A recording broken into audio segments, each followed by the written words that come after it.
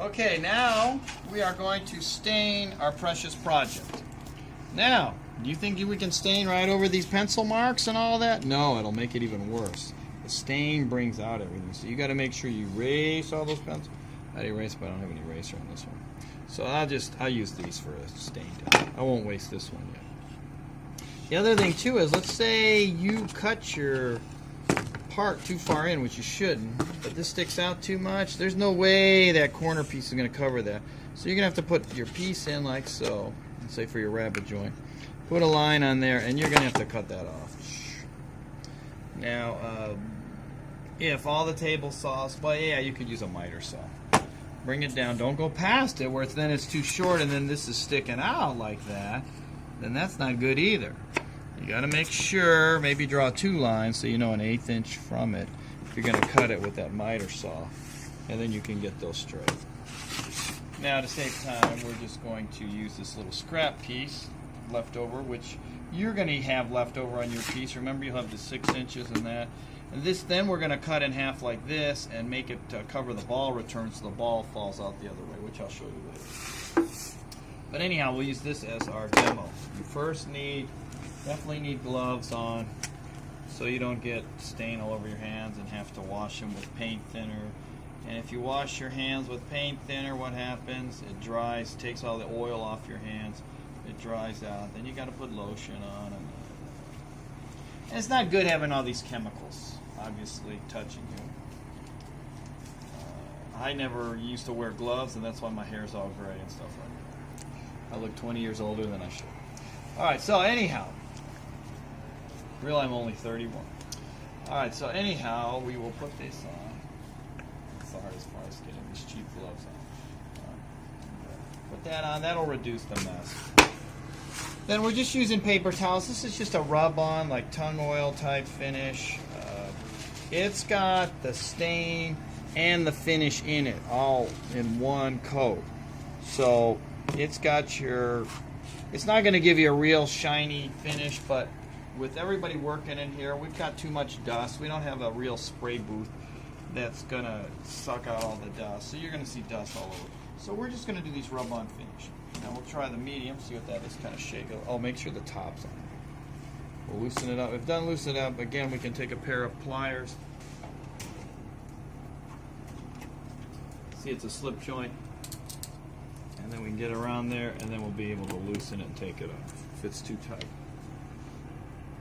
We haven't had that problem lately because nobody puts the lids on right.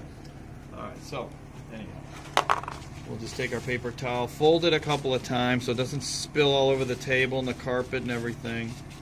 Make sure it's a tight seal, hold that tight, like so. Then put the lid back on, because when you're staining you may knock it over and then it's all over this. And I just had my trusty assistants redo that and it looks so nice. So if you mess it up, they'll get mad at you. They'll come after you. Alright, so then we put it on and see if we like it. That is the medium. Now what happens is, if you don't think it's dark enough, although that's kind of nice, it just gives it a nice little shine. Then there's the dark walnut. But the deal is, you can just let it dry 10 minutes.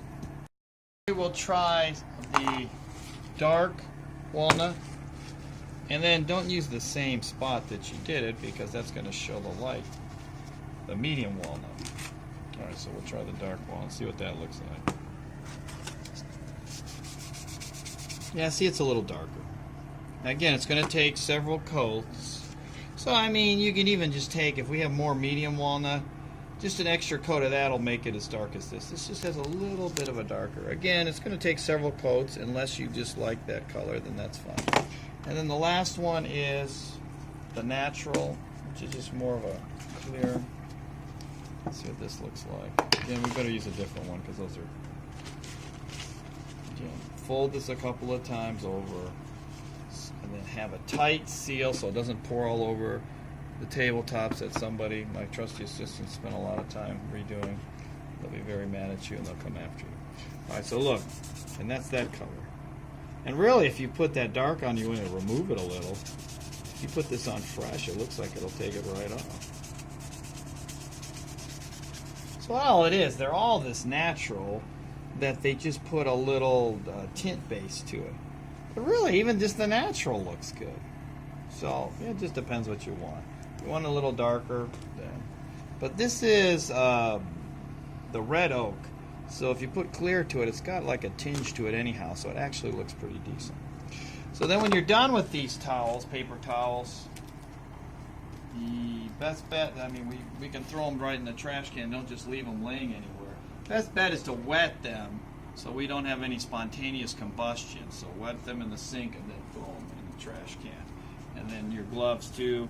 If you can take these off and reuse them for the next time you have to apply stain, that's good, so we don't have to waste 8 million pairs of gloves and whatever. You can use them a couple of times, they'll be all right. And then that's it.